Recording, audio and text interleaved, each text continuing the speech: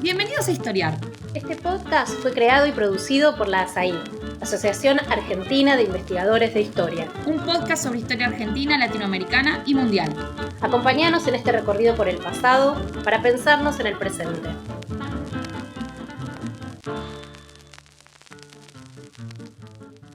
Yo soy Roy Ora, historiador, y hoy voy a ser anfitrión del podcast Historiar, el podcast de la Asociación Argentina de Investigadores en Historia.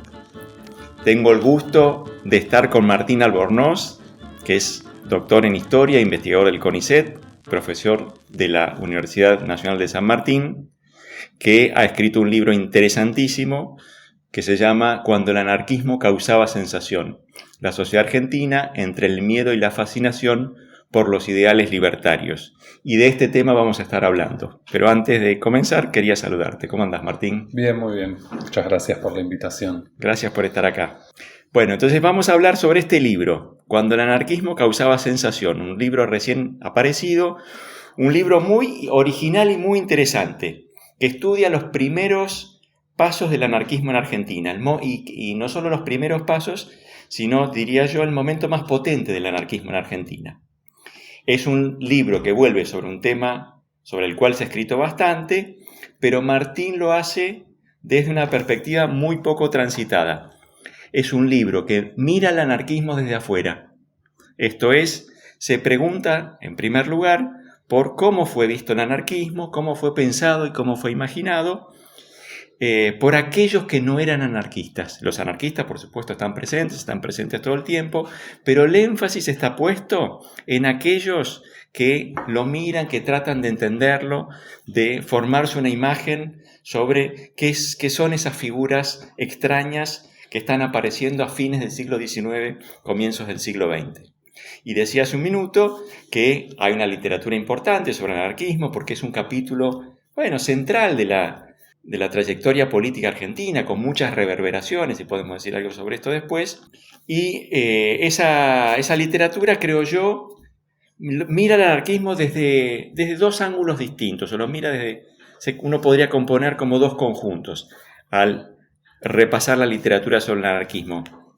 Uno primero, que es aquel que lo mira en relación con el movimiento obrero. La relación entre anarquismo y movimiento obrero está en el foco de atención de esa literatura, una literatura muy abundante en la década del 70 y que subraya sobre todo la importancia de los anarquistas en la etapa formativa de la organización sindical. Una importancia, a mi gusto, exagerada, pero Martín puede tener su opinión. Esa es un tipo de literatura.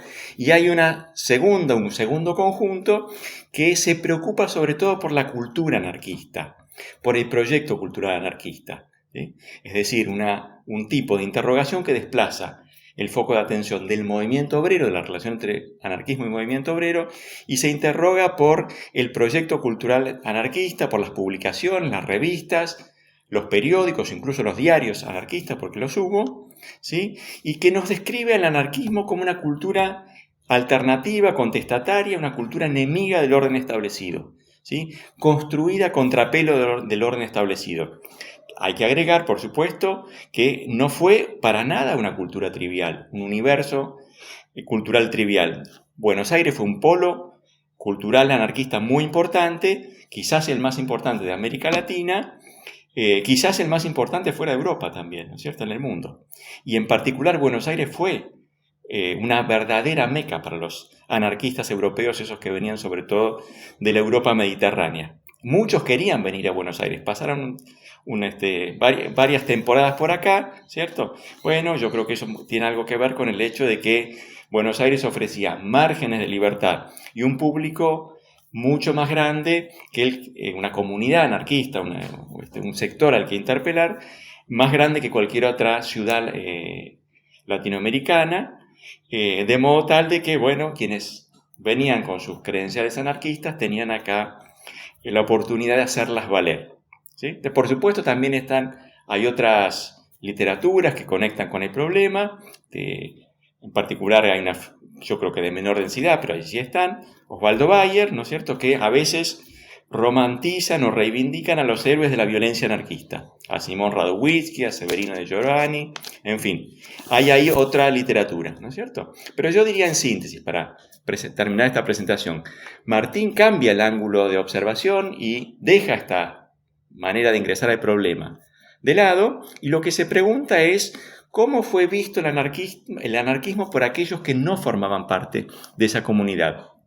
Por la prensa, muy importante, por los intelectuales y los criminólogos, incluso por los juristas, pero también por socialistas y policía. ¿Sí?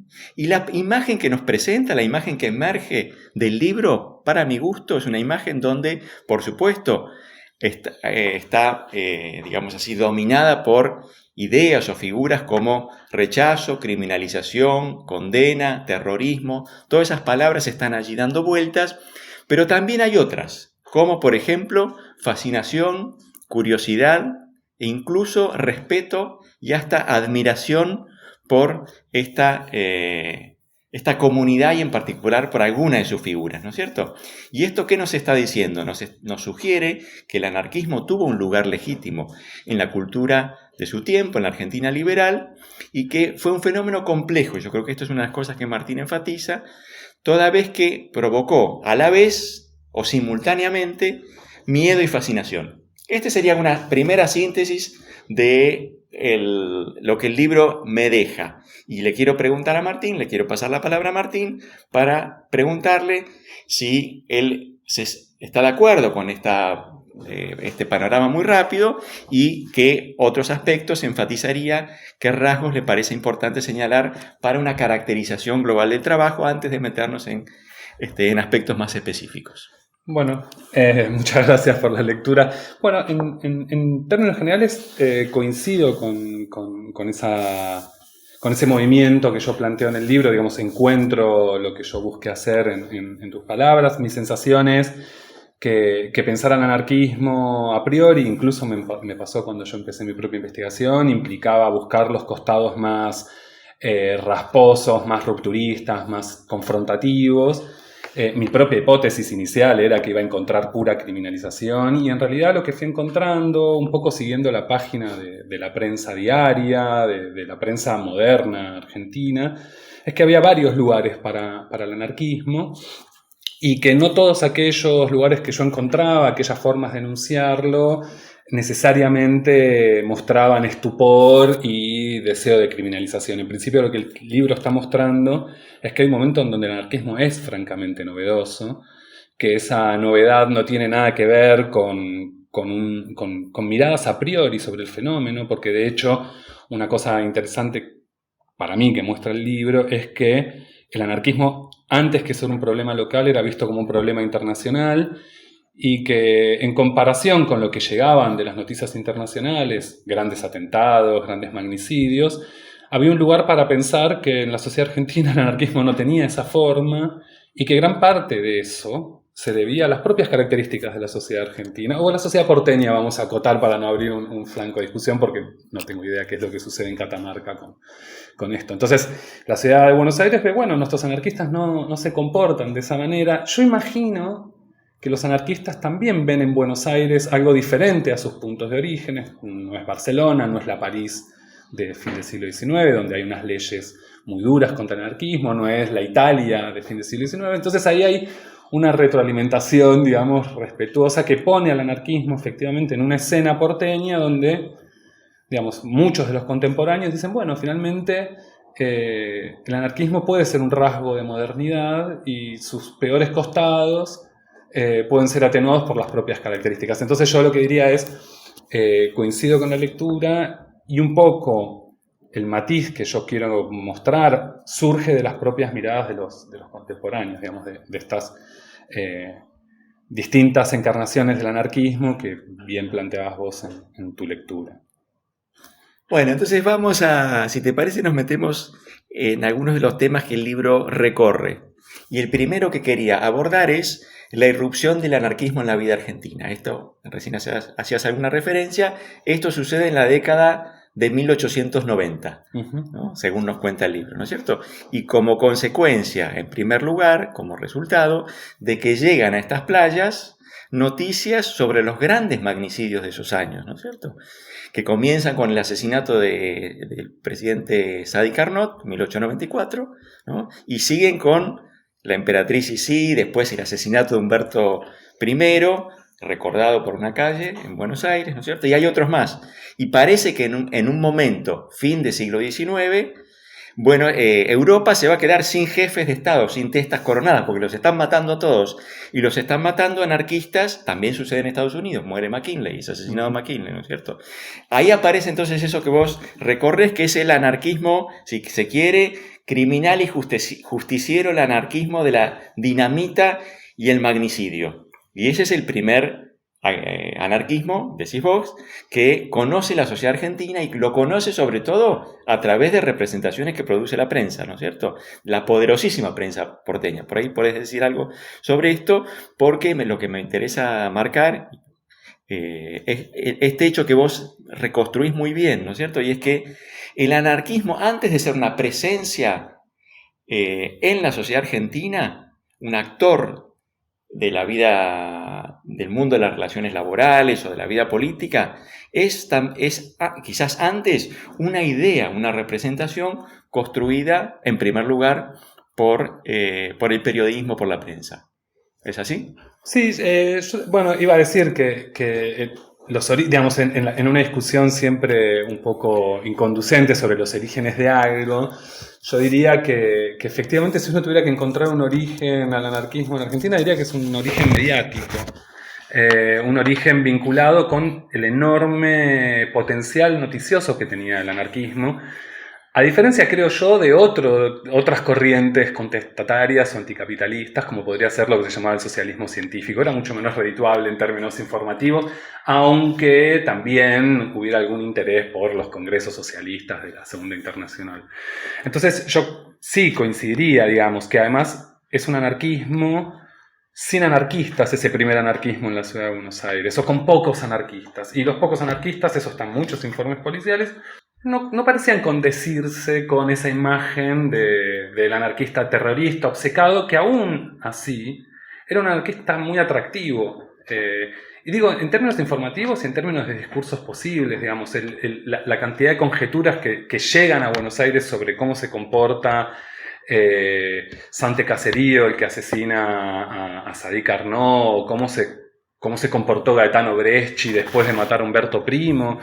Y además las estribaciones de eso para mí son muy interesantes porque, por ejemplo, se busca saber si estuvieron en Buenos Aires. En el caso de Gaetano Bresci, se llega a dar con un vecino que supuestamente había tenido relación con él en Italia antes. Entonces ahí hay un intento de vincular a la sociedad argentina con el anarquismo que se da a través de noticias informativas muy atractivas y que además yo tengo la sospecha, no tengo tanta evidencia, algunas hay, de que los pocos anarquistas que había en la ciudad de Buenos Aires disfrutaban un poco de esa mala fama. De última, efectivamente era un fenómeno... Le subía el precio.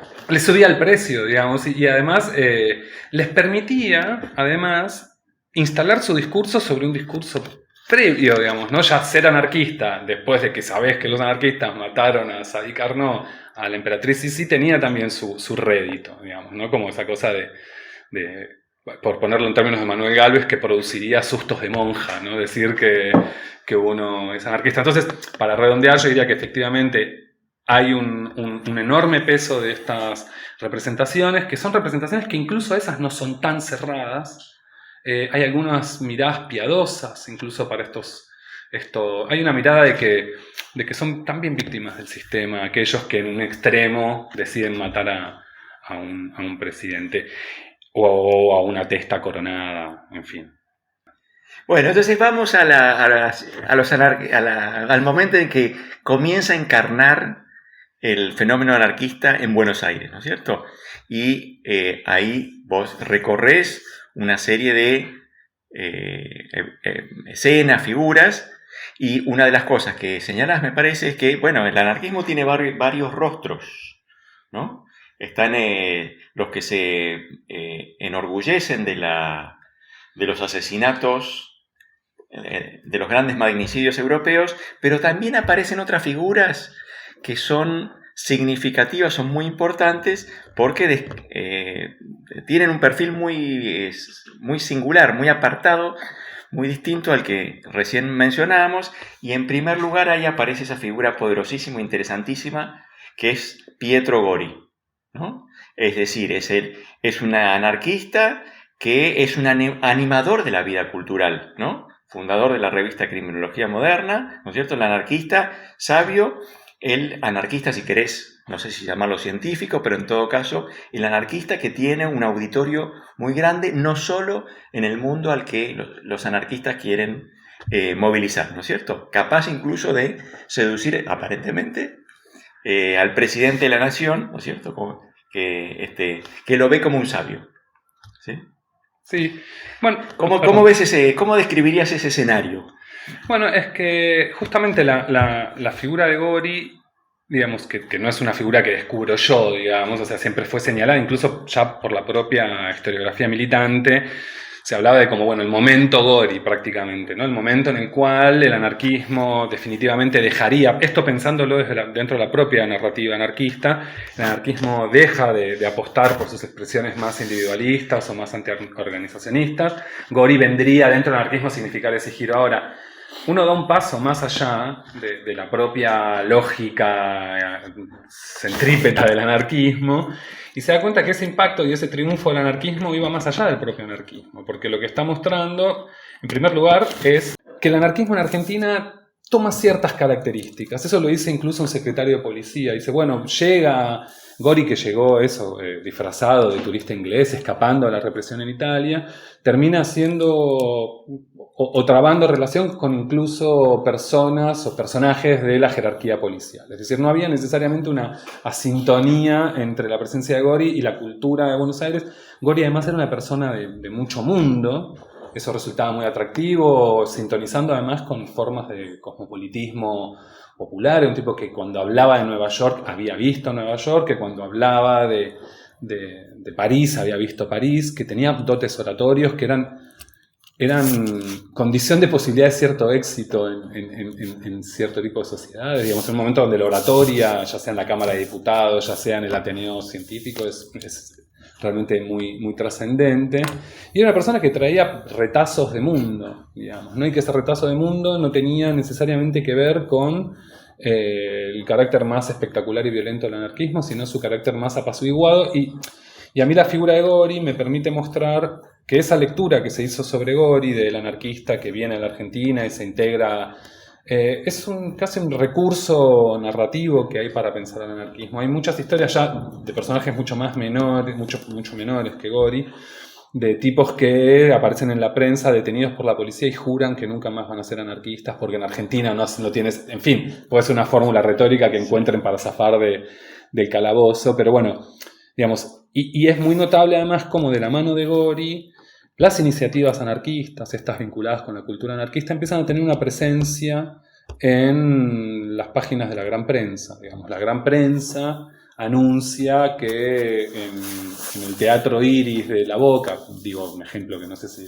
no lo estoy inventando, pero digo, anuncian que en tal teatro los intelectuales anarquistas van a hablar en contra del parlamentarismo. Digamos, y no hay nadie que se asombre por eso. Entonces, es ese momento que yo llamo cordial del anarquismo, que yo creo que es una expectativa que hay en Buenos Aires, que también va a ser desmentida, digamos, pero, o va a ser matizada en el futuro, pero que hay un momento donde el anarquismo es visto de esa manera, no tengo dudas. Sí, la figura de Gori es muy interesante porque te permite poner al anarquismo en un mapa más grande, que es un experimento que no siempre se ha hecho o no se ha hecho con digamos así, atendiendo a todos los matices del problema, ¿no? Y lo que nos muestra, bueno, es que están los anarquistas tirabombas, la representación de los anarquistas tirabombas, pero también la otra idea que tiene un peso importante en la cultura de ese tiempo, que es, bueno, son hombres y mujeres de espíritu rebelde, críticos de las convenciones y las supersticiones del pasado, y que conectan con algunos aspectos de la cultura de ese tiempo. Amor a la libertad, sed de justicia, curiosidad intelectual, pacifismo, son todas ideas que están en el universo anarquista, tiene una potencia muy singular, pero también son capaces de dialogar con otras tradiciones políticas argentinas y pueden funcionar además en un momento en el que todavía no tenemos ni bombas ni grandes conflictos, me parece, pueden funcionar en el marco de una Argentina que acepta la pluralidad de discursos como parte de la idea de modernidad, ¿no es cierto? ¿Lo ves así vos? Sí, de hecho quería hacer una cosa que me había quedado, un poco la operación que a mí me interesa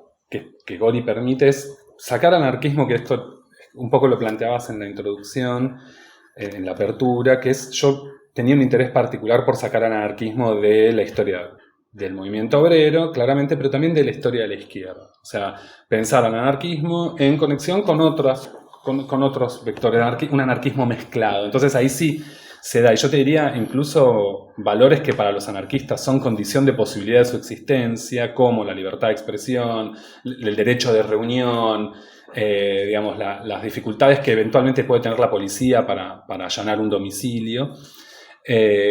Me parece que la figura de Gori, digamos, permite conectarlo con ese universo que, insisto, digamos, no muestra una sociedad restrictiva o tan restrictiva como nos había enseñado, digamos, cierta literatura al respecto, donde el conflicto era condición de posibilidad del anarquismo. Lo que yo muestro, por lo menos en este primer momento, es que hay posibilidad para el anarquismo en la sociedad porteña de principios del siglo XX. Digamos, hay un lugar posible. Sí.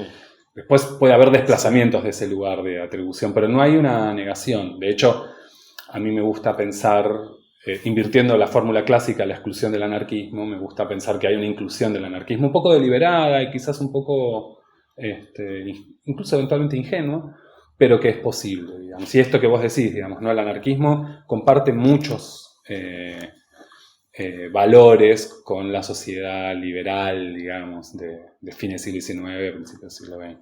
Es decir, el humus en el que prospera el anarquismo es una cultura abierta a la novedad y un tipo de instituciones que liberales, si querés, ¿no es cierto? En el sentido de que hacen posible el diálogo, la asociación, el tipo de circulación de ideas, discursos, que ya sea porque suscriben algunos de los puntos anarquistas o porque avanzan por otro camino, abre la posibilidad de que los anarquistas ganen un lugar en la vida, más que política, diría yo, en la vida cultural de la Argentina del cambio de siglo. Sí, en la vida cultural, social. Yo creo que además la respuesta que hay en Buenos Aires a los grandes atentados, y pienso en las movilizaciones que suscita el asesinato de Humberto Primo, por lo menos en 1900 debían dejar tranquilo a los sectores más atemorizados, digamos, porque efectivamente en el libro yo reconstruyo las manifestaciones dolientes, digamos, ¿no? Las miles de personas que ganan en las calles por un rey que incluso hasta la nación muestra algún prurito. Bueno, finalmente que son todos estos homenajes a un rey, digamos. En un momento la nación llega a mostrar algún tipo de duda, obviamente condenando el atentado y mostrando el enorme, como se decía en un momento, unísono entre la Argentina e Italia, en un momento además donde se está discutiendo la confraternidad italo-argentina y qué lugar van a tener los italianos en la sociedad argentina. Yo creo que el impacto que tiene el atentado a Humberto Primo deja tranquilos a algunos sectores. De todas maneras, una cosa que seguramente vamos a hablar un poquito más adelante es, también están los que ven la inquietud real que puede generar el anarquismo. En todo caso, lo que yo diría es, no hay un tipo de representación única, no hay un sentido unívoco sobre lo que el anarquismo significó. Están estas derivas posibles, que son duraderas, y sobre todo hay sectores que pueden hacer lecturas diferentes, ¿no? Porque un poco la sensación que uno tiene, alimentada por esta literatura tan incitante en algún punto, pero también para mí con tantos límites como la de Osvaldo Bayer o algunas zonas del ensayismo a lo David Viñas, por decirlo así, es que pareciera que todo lo que se dijo sobre el anarquismo tenía como propósito explícito criminalizarlo, y la prensa y la policía y los escritores burgueses. Bueno, entonces yo digo, algo puede haber de eso, pero no es la única forma de entender el fenómeno. Sí. El episodio del asesinato de Humberto y las reacciones que suscita en Buenos Aires es genial, ¿no? Muchísima gente verdaderamente dolida por la por la muerte de Humberto, ¿no? Es verdaderamente llamativo, ¿no es cierto? El poder del discurso, si querés, patriota, nacionalista italiano, hay que ver cómo, no sé cómo lo pensás vos, porque es interesante porque, bueno, lo que está diciendo es, estamos del lado del orden, mucha gente sale a la calle diciendo estamos del lado, si querés, del orden establecido, ¿no es cierto?, contra el tipo de política que produce el anarquismo europeo. Uh-huh. Que acá no se ha manifestado de esa manera, ¿no? No, e incluso yo creo que los anarquistas y los socialistas ven con alguna perplejidad, eso yo lo pongo en el libro, esas manifestaciones. De hecho, en un momento se remiten a decirles tontos. Digamos, son tontos todos, pero todos aquellos son gran parte de la población. Digo, también hay que ver cómo son las exageraciones. Estos eventos además son muy espectaculares en sí mismos. La gente sale a la calle, digamos, ¿no? Sale a la calle, algunos asombrados, otros dolientes. Yo creo que el componente emotivo, digamos, del asesinato de un rey, que era tenido como un rey de la unificación italiana, entonces no era un personaje visto desde lejos tan agresivo, salvo para los anarquistas que venían huyendo de la represión después de ciertos acontecimientos en Milán. En fin, bueno, el propio Gori viene como escapando de la represión. Pero a mí lo que me interesa de eso es decir, bueno, acá hay un efecto que incluso fortalece el amor por una figura, o el amor o las expresiones de amor, no sé si esas son tan sustanciales, pero más que incluso el repudio a la anarquía. Digamos, o sea, cuando uno ve la prensa, sí, está en la condena del asesinato, pero lo que hay es mucho acontecimiento producido por ese atentado que muestra facetas que son celebrables, que los italianos están incorporados de alguna manera, que sea fantasiosamente a la vida política y cultural argentina. Entonces, es como un rebote, digamos, ¿no? En algún momento incluso el anarquismo ahí desaparece del tema y pasa a ser la propia celebración de la vida de Humberto y al marqués de Malaspina, que era el representante diplomático de Italia en Argentina, y a un buque italiano que está en la rada del puerto, y en fin, ¿no? Ahí hay como diversos aspectos, y eso, un clima de movilización permanente durante 2 semanas. Así que sí, yo creo que es un episodio muy bueno para calibrar que incluso eso no generaba necesariamente, incluso La Nación en ese contexto publica una nota advirtiéndole a la policía que no se tiene que extralimitar. Claro.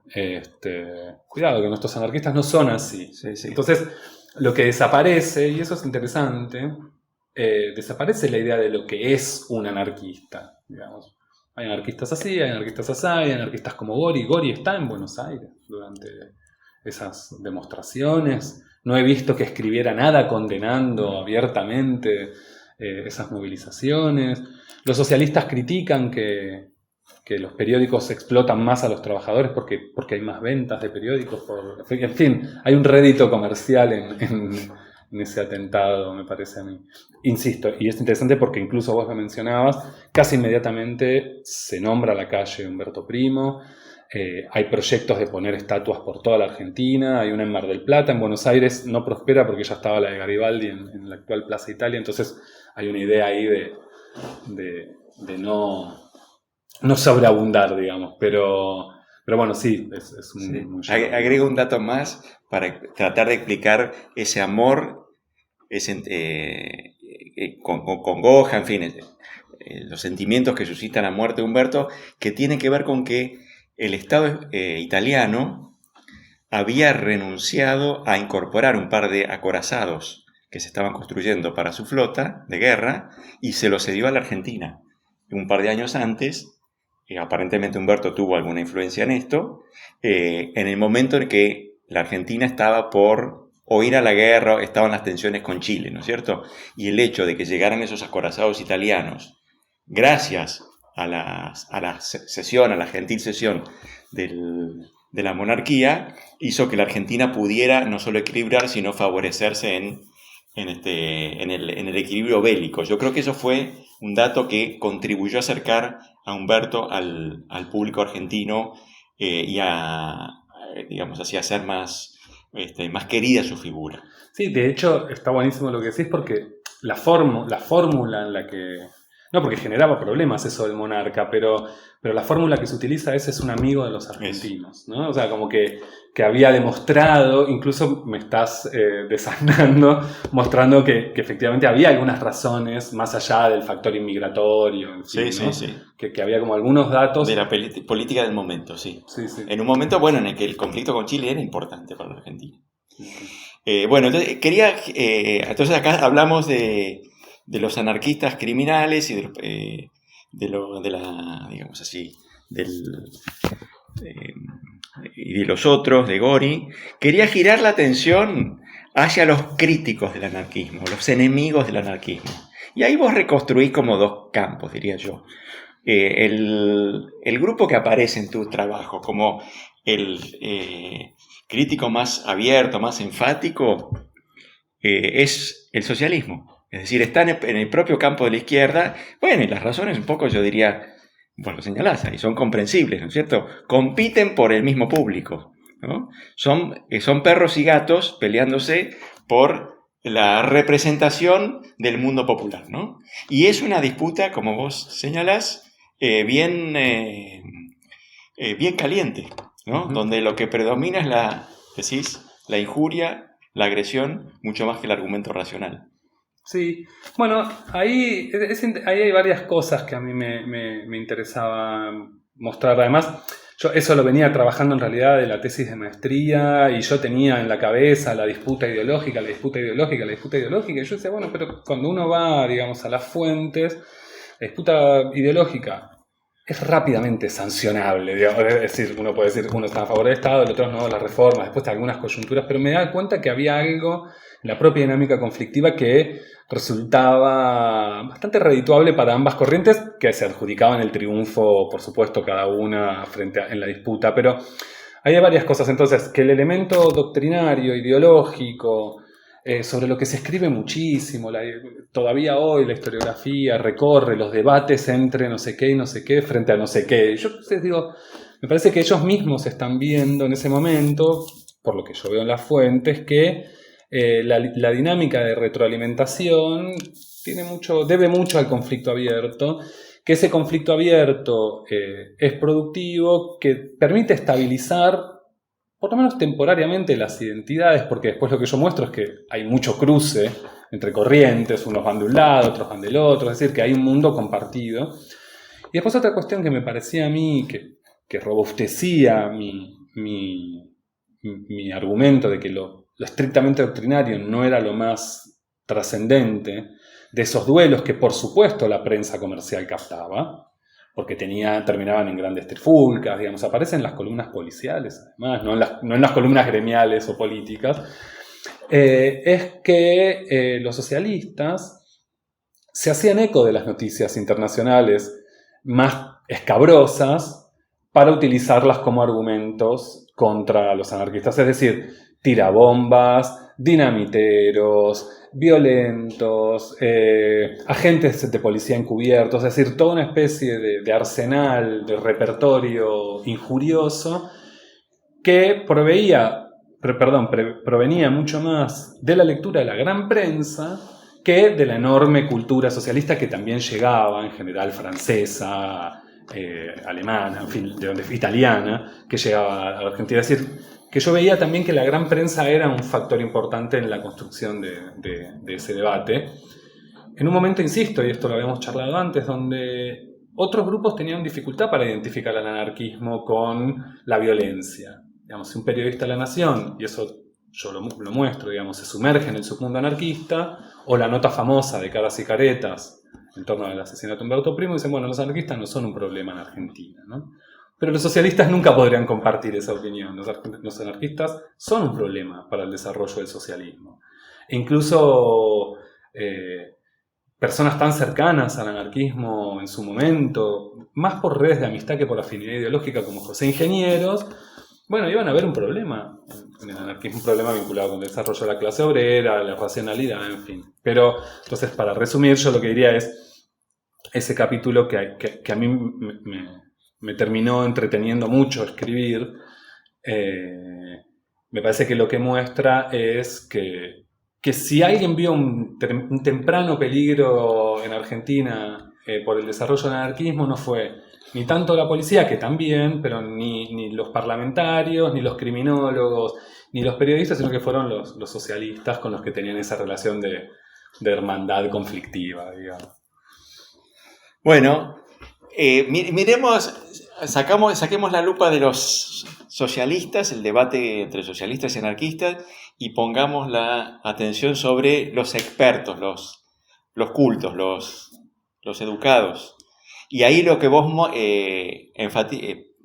digamos así, mirás con atención es el mundo de la criminología, una ciencia, una disciplina, no sé cómo llamarla, de mucho prestigio en ese momento y que está además ganando terreno a costa de otros saberes, ¿no?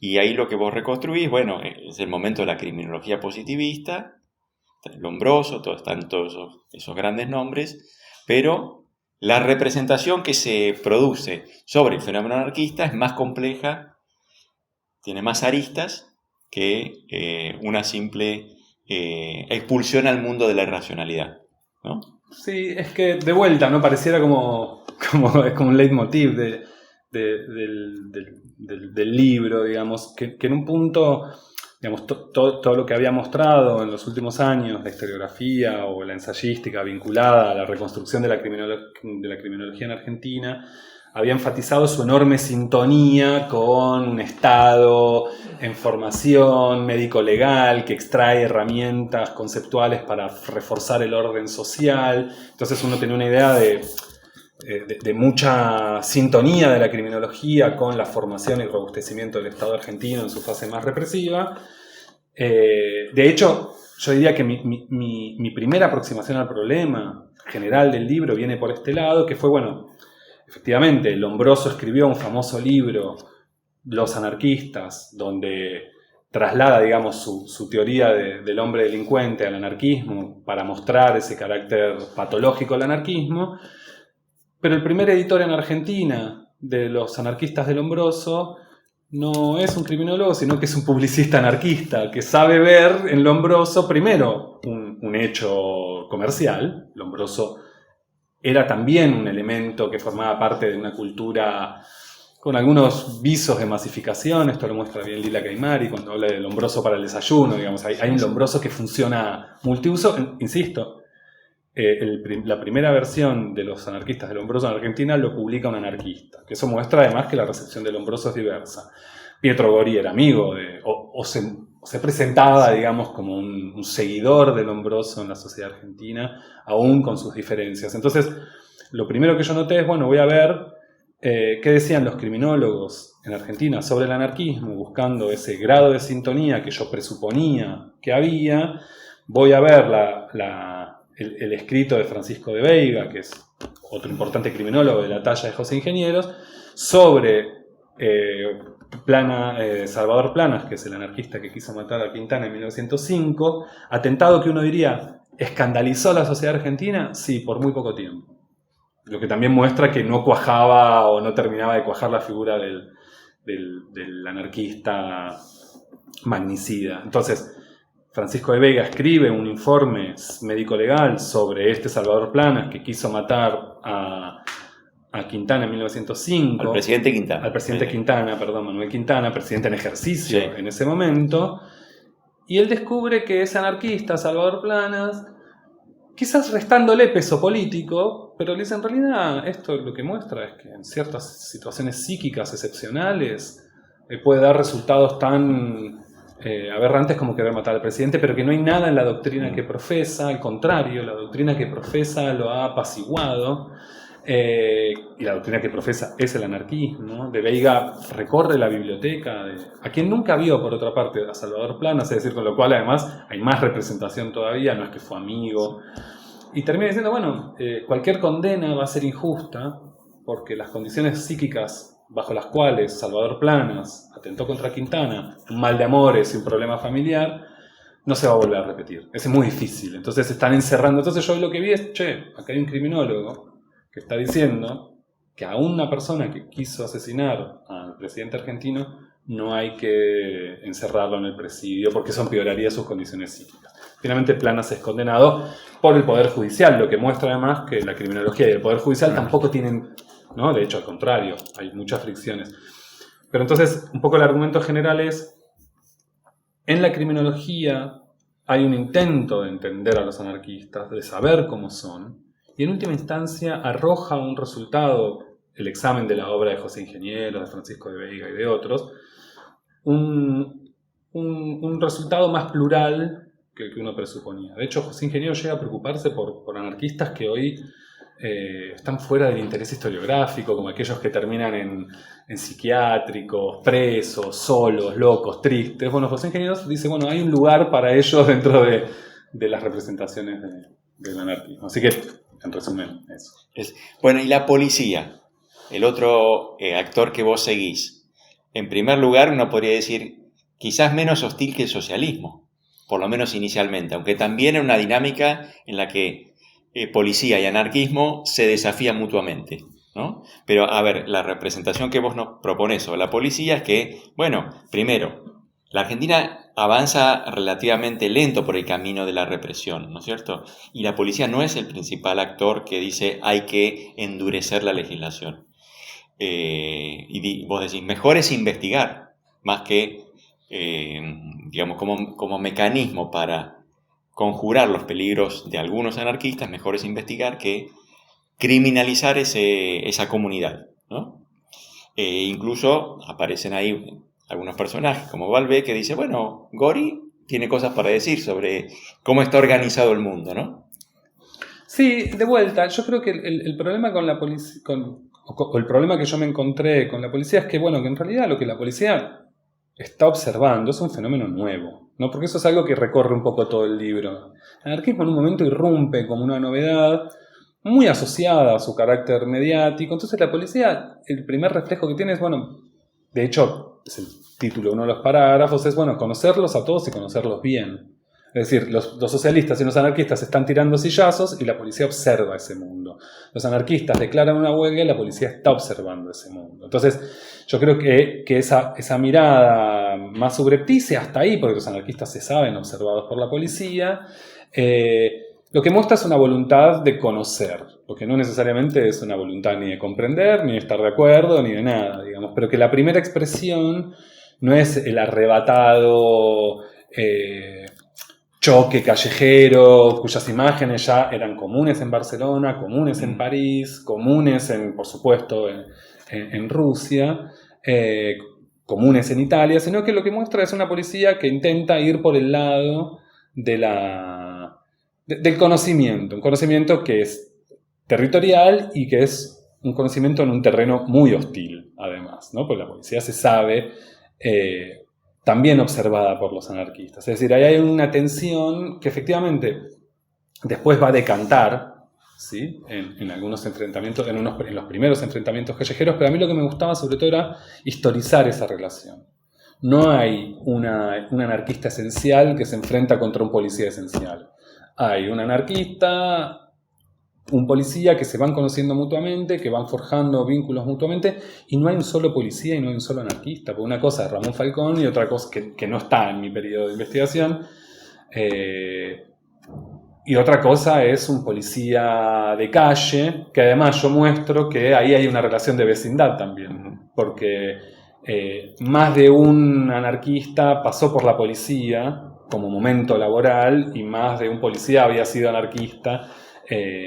Entonces, y además son sociológicamente muy parecidos. Bueno, y es que ellos lo ven, ¿no? Los propios anarquistas consideran, bueno, finalmente el policía es el más alienado y más explotado de todos los trabajadores, pero no le niega el estatus de trabajador o de víctima del sistema, aún repudiándolo. Pero ahora, eso con respecto a la gente de calle. Después, el agente de investigaciones, que presupone más saber, que presupone modernización policial, saberes específicos, es otro caso. Entonces, para terminar, digamos, eso a mí me interesaba mostrar cómo se da ese conocimiento que necesariamente necesita del otro porque la interacción es clave en ese mutuo conocimiento. Sí. Agregaré una cosa más para que no parezca demasiado romántica la visión, y es que, claro, al comienzo es una relación donde, bueno, no hay episodios demasiado dramáticos en esa relación. Eso seguramente cambió en la primera década del siglo, y vos ahí traes a colación sobre todo el caso de un policía, Maglietta, ¿no? Ujú. Que es víctima de un atentado anarquista, queda ciego, ¿no? Y yo creo que ahí, bueno, vos lo marcás, ¿no? Ahí quizás comienza otra historia. Sí, lo que incluso yo utilizo en los parágrafos utilizo frases de fuentes, y ahí lo que en la época se llamó, a partir de 1902, es el estallido de los sentimientos contenidos, ¿no? O sea, después de tanto friccionar en el contexto de una huelga general en 1902, pero también en 1 de mayo de 1904, ahí ya esa mirada subrepticia de espionaje, de conocimiento mutuo, a eso se le suma el enfrentamiento callejero, la disputa por el espacio, donde en esas primeras, efectivamente, el caso de Maglietta es un caso que conmueve mucho, porque además Maglietta queda ciego. Entonces yo también reconstruyo las campañas en El favor policía de- Maglietta. El policía Maglietta, un correntino además, que queda sin familia, que queda ciego, que 3 años después se le concede una pensión. Pero también analizo los enfrentamientos del 1 de mayo de 1904, donde, por lo menos las crónicas de la época, recogen más policías muertos que anarquistas muertos, con lo cual yo creo que eso va forjando un vínculo donde la policía también va endureciendo sus propias posiciones, en un contexto donde además hay un aumento de conflicto social, conflicto obrero, pero una cosa que muestra también ahí es que la policía no tiene, o la jerarquía policial, aquellos policías que escriben, piensan y tienen voz pública, no condenan tout court todos los movimientos de huelga. En todo caso, lo que creen es hay que aislar a esas partículas que lo radicalizan y lo vuelven más conflictivo. Para eso el conocimiento previo es fundamental. La aprobación de la ley de residencia forma parte de ese clima de aumento de tensión. Pero incluso una ley como la ley de residencia tiene algunas dificultades para utilizarse en momentos de no conflicto. De hecho, la policía se queja de eso, digamos, ¿no? O sea, salvo en momentos de gran tensión, cuando esa tensión baja, la ley de residencia tiene dificultades para su aplicación. Entonces, también, en resumen, diría que el capítulo intenta mostrar ese conocimiento mutuo, la importancia de la interacción, de la relación de cercanía entre anarquistas y policías. Los anarquistas y los policías no existen ajenos entre sí, sino que existen casi también en relación con el otro, y que la violencia no es algo que esté presupuesto necesariamente, digamos, ¿no? O sea, que la violencia surge de esta interacción que además va sumando elementos como el aumento del conflicto social, etc. Claro. Pero sí, la violencia es un rasgo que va a signar las relaciones entre anarquistas y Estado, para decirlo rápido, entre anarquistas y policía, desde 1900, 1902, 1903. Ahí ya tenemos un escenario distinto al que vos habías descrito al comienzo, ¿no es cierto? Quería llevarte, ya que estamos cerca del final, hacia un periodo que se aleja un poco de aquel que exploraste en tu trabajo, y pues quizás por eso que tus opiniones, no sé, pueden ser algo más tentativas, que es el que comienza, para poner una fecha así muy amplia, hacia el centenario, que es el momento en el cual el anarquismo pierde importancia, pierde centralidad, quizás deja de estar en los titulares, ¿no? Yo creo que el anarquismo nunca conquistó a las mayorías. El corazón de las mayorías argentinas nunca fue anarquista. Bueno, ya lo señalamos recién a propósito del caso de Humberto Primo, pero si uno mira lo que pasa en el centenario, las manifestaciones populares que tienen lugar en el centenario, la participación en la celebración del centenario, que se hace en abierto desafío a las proclamas anarquistas, creo que también nos está mostrando algo, ¿no es cierto? Pero en todo caso, lo que quería decir es, desde 1910 más o menos, el anarquismo comienza a retroceder, se está muriendo, se está desangrando, ¿no? Entonces, mi pregunta para vos ahí es, ¿qué pasó? ¿Qué es lo que explica ese retroceso? ¿Y qué pasó con el anarquismo después de 1910? Bueno, ¿Qué pensás? No, esto ya sería como más, como vos decías, un poco más conjetural. Yo nunca me sentí muy incómodo con esa idea de que el anarquismo en 1910, digamos, si no moría, que por ahí sería un poco duro, empieza una declinación paulatina con oleadas, digamos, ¿no? de regresos eventuales. Yo tengo la sensación ahí, pensándolo dentro del propio argumento del libro, que es que efectivamente, por lo menos en términos informativos, pierde peso. Digamos, ya no es una primicia. Ya el anarquismo habría dado, eso lo dice Soisa Reilly en 1911, el anarquismo ya habría dado todo lo que podía dar en términos de impacto social. En todo caso, ya incluso con sus aristas más conflictivas, está incorporado a la realidad argentina. La aprobación de la Ley de Defensa Social en 1910 dificulta un poco, digamos, por primera vez se prohíbe de forma sistemática la publicación de periódicos anarquistas en Buenos Aires, que de todas maneras uno ve que igual proliferan. La policía se queja de que la Ley de Defensa Social no se utiliza, pero digamos que eso puede generar un cimbronazo. La protesta sigue saliendo. Sí, la protesta sigue saliendo en Montevideo un tiempo y a partir del 14 vuelve a salir en Buenos Aires bajo todavía la égida de la Ley de Defensa Social. Sí. Efectivamente hay un cimbronazo. Más allá de toda la discusión historiográfica, además, los propios anarquistas ven el momento. Digamos, ¿no? Giraldo y el propio Eduardo Gilimón, como dos grandes figuras medio arquetípicas de la militancia anarquista de la época, ven en esas manifestaciones populares, como un poco lo habían anticipado en torno a Humberto Primo, pero en torno a Humberto Primo en 1900 todavía tienen bastante para dar. Ellos ven que ahí hay una derrota que es más amplia que la represiva, que es que, de última, los valores de la integración social, los valores patrióticos, los valores del entusiasmo cívico, han cuajado en una sociedad en donde ellos habían hecho mucho esfuerzo, un enorme esfuerzo de propaganda para seducir a esas mayorías. Y que incluso los conflictos sindicales que los propios anarquistas podían conducir, el hecho de que lo condujeran no quiere decir que todos los que se plegaban a una huelga tuvieran un imaginario ni internacionalista, ni antiestatal, en fin. O sea, el conflicto tiene una dinámica propia de los conflictos, ¿no? Entonces, yo diría que a mí no me... Digamos, se discutió mucho, en parte Juan Suriano había taxativamente marcado ese corte, pero yo creo que es indudable que ahí algo sucede. Insisto, iba a ser muy difícil igualar en términos informativos los atentados en Europa, el asesinato a Falcón o distinto tipo de conflictos, digamos. Entonces ahí yo creo que hay una, si se quiere, puede ser un poco antipático, normalización del anarquismo en la vida social y cultural. Y como yo muestro, hasta qué punto en 1910 se creía que el anarquismo era un peligro real. Yo creo, no sé, Clemenceau por lo menos dice que en Argentina, invitado Clemenceau a la Argentina por los festejos del centenario, dice, bueno, nadie hablaba del anarquismo en los salones de, qué sé yo, el Jockey Club, no sé si dice eso exactamente, pero dice, bueno, en los salones políticos nadie estaba hablando de anarquismo. Ya no preocupa. Ya no preocupa, digamos, ¿no? Como, en fin, después además va a haber otros fenómenos, el propio comunismo, el ascenso del sindicalismo revolucionario, digamos, el conflicto social va a ir por otro lado, me parece. Aunque efectivamente el anarquismo va a seguir estando. No es que se evaporan los anarquistas, digamos. Pero muestra que el núcleo duro pervive con mucho menos predicamento.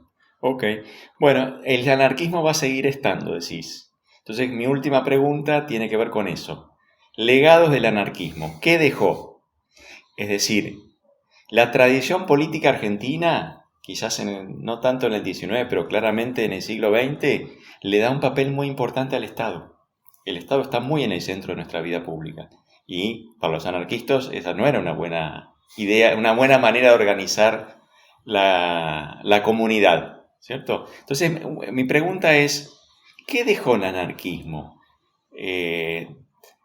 Que no estoy pensando solo en Milei, pero si querés conectarlo con Milei, ya que estamos en tiempos de reverdecimiento de algo que algunos llaman ideas libertarias, bienvenido. ¿Cómo lo ves? Bueno, yo ahí tengo también, ¿no? Como en distintos niveles, yo creo que sigue perdurando, digamos, ¿no? El anarquismo sigue resultando atractivo, como un poco con estas pinceladas de romanticismo, de la cosa más extrema y más radical, más vinculada con la violencia. Tuvo pequeñas reemergencias, o sea, pero por ejemplo, si uno compara la nueva izquierda argentina con la nueva izquierda norteamericana o incluso la nueva izquierda europea, el anarquismo no forma parte de la reconfiguración de la nueva izquierda argentina, digamos. Incluso en sus versiones más revolucionarias, y menos atravesadas por el Estado o por el imaginario peronista, uno si ve en los 60, 70 en Argentina, no ve que el anarquismo reaparezca, como que el horizonte antiestatal del anarquismo aparezca abiertamente. Miguel Grinberg, hay figuras que pueden reivindicar eso. Es como que el anarquismo tiene problemas para reconquistar o reaparecer, incluso quienes lo reivindican. Cuando Osvaldo Bayer ve tras la sombra, digamos, en esa figura medio facúndica que arma con Severino de Giovanni, levanta un poco el hombro, lo que ves al Che Guevara. Y yo ahí me pregunto, o David Viñas vinculando las montoneras de López Jordán con la inmigración anarquista, que es un momento interesante de continuidad, pero yo pienso, bueno, el anarquismo no, bajo la órbita del nacionalismo revolucionario, tiene poco para dar. Un poco lo conversábamos antes, yo en los 90 por lo menos podía tener la sensación de que de la mano del movimiento piquetero, de ciertas formas de organización y de llevar adelante el conflicto en los 90, por lo menos para el joven que yo era, el anarquismo podía ser como una tradición disponible, ¿no? El asamblearismo, la confrontación, la ruptura, incluso la reivindicación de algunas formas de violencia. Pero de vuelta, digamos, el Estado parece sobreponerse incluso a esas tendencias más rupturistas dentro de un imaginario que no ha hecho efectivo. Yo coincido, no lo tengo muy pensado, de que en Argentina, digamos, con esa centralidad que tiene el Estado, ya no solo en la política, sino en el imaginario, en las representaciones, en la cultura, el anarquismo pareciera tener poco para dar, salvo para aquellos que realmente se sienten identificados con el anarquismo y viven, digamos, ¿no?, la singularidad de manera plena. Ahora, de vuelta, yo creo que todavía hoy, bueno, mi libro sería como hasta un coletazo de eso, ¿no? Se publican todos los años algunos libros sobre el anarquismo. Este año se publicaron 2 novelas hechas ahora, digamos, imaginando el anarquismo, pero no tengo una respuesta a por qué exactamente ese fenómeno tiene lugar.